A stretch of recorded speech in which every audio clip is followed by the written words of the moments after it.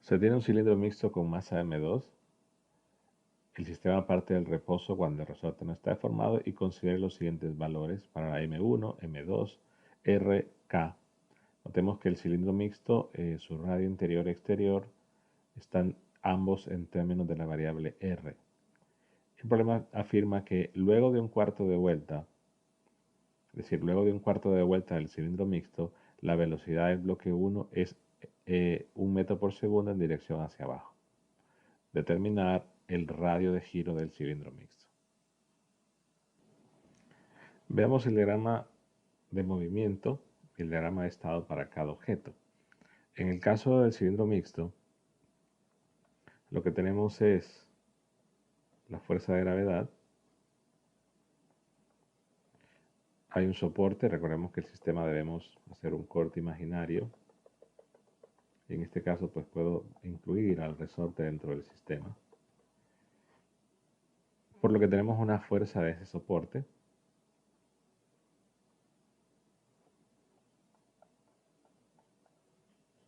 Tenemos la tensión de la cuerda. Y la fuerza del resorte. El problema menciona que luego de un cuarto de vuelta, M1 va a bajar, por lo tanto el movimiento de rotación es en este sentido y está girando alrededor de su centro de masa. En el caso del objeto 1, lo que tenemos es la tensión de la cuerda. Notemos que la polea que aparece ahí arriba de M1, es decir, esta polea, su información es despreciable, por lo tanto la tensión al pasar por la cuerda no cambia de valor. O sea, utilizamos la misma variable T para ambas tensiones. Entonces, el único que tiene un desplazamiento de los dos cuerpos es el objeto M1, es decir, que tengo un desplazamiento S1, que es lo que se desplaza el objeto, pero el centro de masa del cuerpo 2 no tiene un desplazamiento. Entonces, tenemos que utilizar un método energético porque tenemos un resorte. Vamos a utilizar el teorema de conservación. El trabajo neto es igual, bueno, de conservación, perdón, es el trabajo no conservativo, es igual al cambio en la energía mecánica. En este caso no hay ningún tipo de fuerza de fricción. Esto es cero. Tenemos que en el caso de la energía mecánica debo considerar la energía mecánica de los dos objetos, por lo tanto sería la energía cinética rotacional del objeto 1, la energía cinética traslacional, bueno, el objeto 2 sería, perdón, que el 2 es el que está girando, traslacional del objeto 1, luego el cambio de energía potencial gravitacional del objeto 2, pero como el centro de masa del cilindro mixto no se desplaza, el cambio es cero. Tendríamos el cambio de energía potencial gravitacional del objeto 1 y el cambio de energía potencial elástica.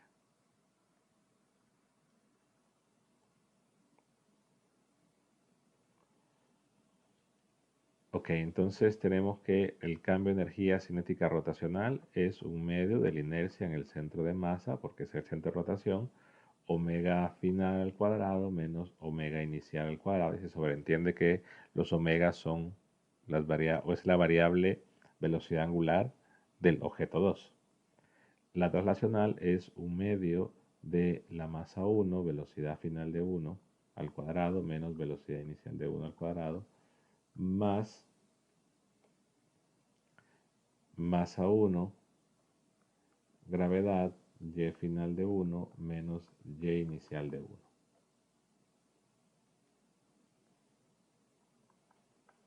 Más un medio de la constante K, x final menos x inicial, y aquí las variables x representan deformación. El problema dice que parte del reposo y que inicialmente no está deformado. Ahora, para el cambio de altura del objeto 1 voy a tomar la referencia donde está inicialmente. Por lo tanto, para esa referencia, la posición inicial es 0, pero la posición final sería menos, he colocado a una distancia S1.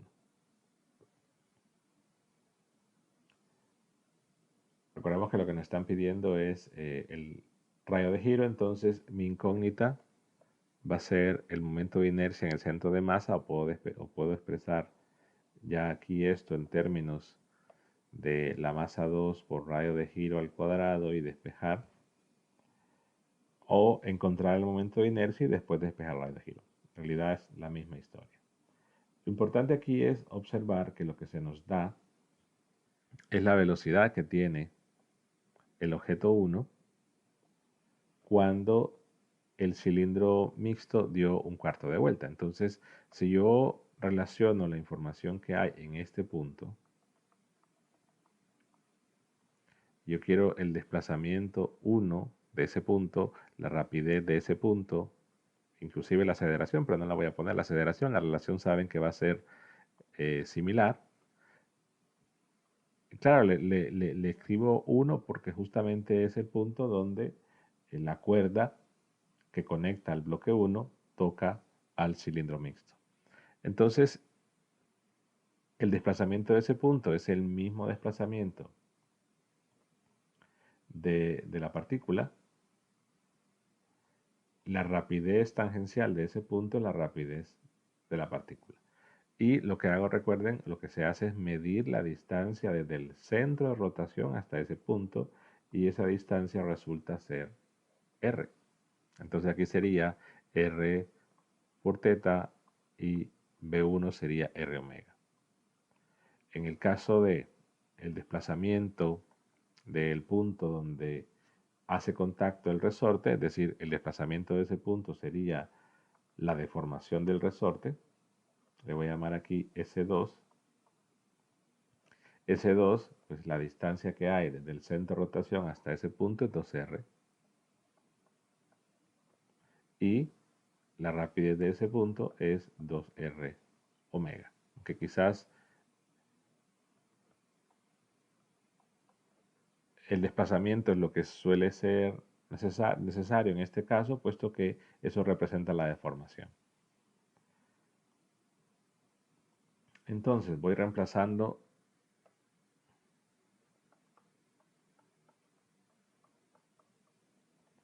Notemos que la rapidez que me dan es la rapidez en el punto 1.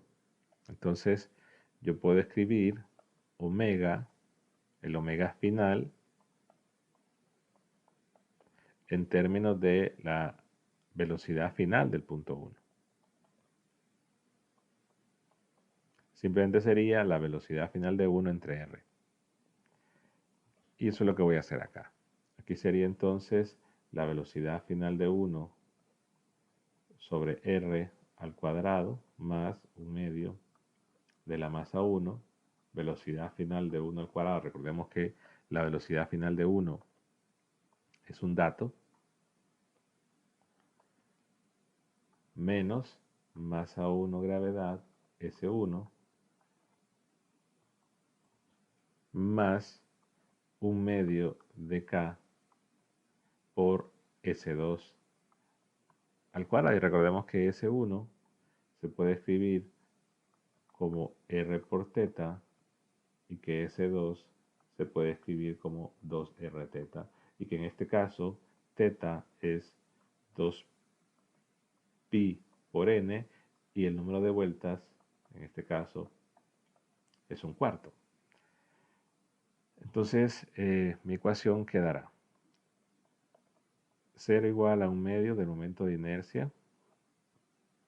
Voy colocando la velocidad final de 1 entre r al cuadrado más 1/2 de la masa 1, velocidad final de 1 al cuadrado, menos masa 1 gravedad, el S1, recordemos que es r por teta, y teta en este caso como n vale un cuarto, entonces sería pi medios.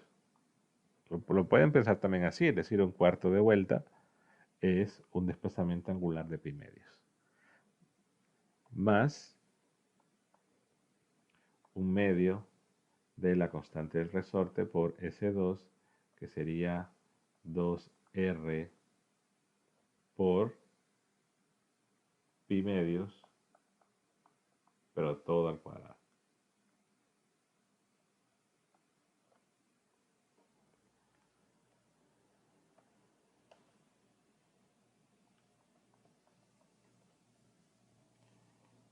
Vemos entonces que mi incógnita es la inercia en el centro de masa y que ahora solo tendría que despejar. Yo voy a decir la inercia en el centro de masa es igual a estos tres valores que van a pasar al otro lado. Es decir, es, bueno, aquí falta un 2 del pi medios. Ok, entonces este valor pasaría a m1, gravedad r por pi medios, menos un medio de m1, la velocidad final de 1 al cuadrado, menos este valor que quedaría, notemos que aquí está que el 2 se va, el 2 se cancela, perdón, antes de elevar al cuadrado, entonces solo me queda r cuadrado por pi cuadrado. Entonces es un medio de k r cuadrado por pi cuadrado. Esto dividido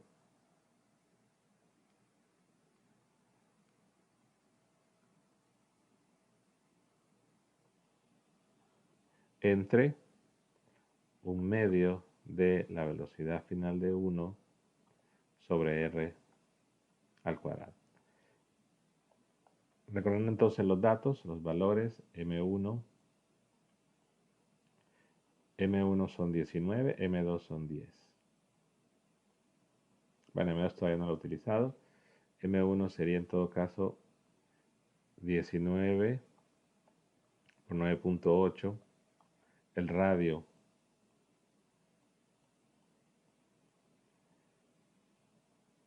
voy a mover los datos para acá.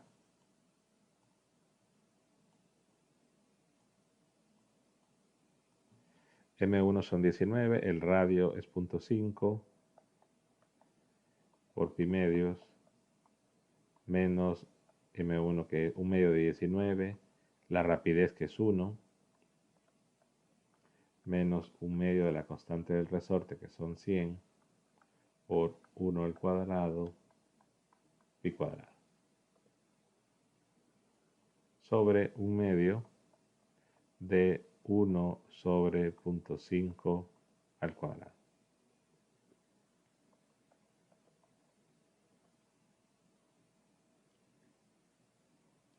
Tenemos entonces toda la operación. Obtenemos que el momento de inercia en el centro de masa es igual a... perdón, hago una corrección acá, el radio es 0.5. Es decir, acá tenía 1.5. Entonces hacemos toda la operación, nos da un valor de 6.69 kilogramos metros al cuadrado. Recordemos ahora que el momento de inercia en el centro de masa es la masa del objeto por el radio de giro al cuadrado. Por lo tanto, el radio de giro, dado que la masa 2 son 10 kilogramos, sería 0.81. Digamos 0.82 metros. Simplemente radio de giro es la raíz de 6.69, que es la inercia, entre la masa 2, que son 10.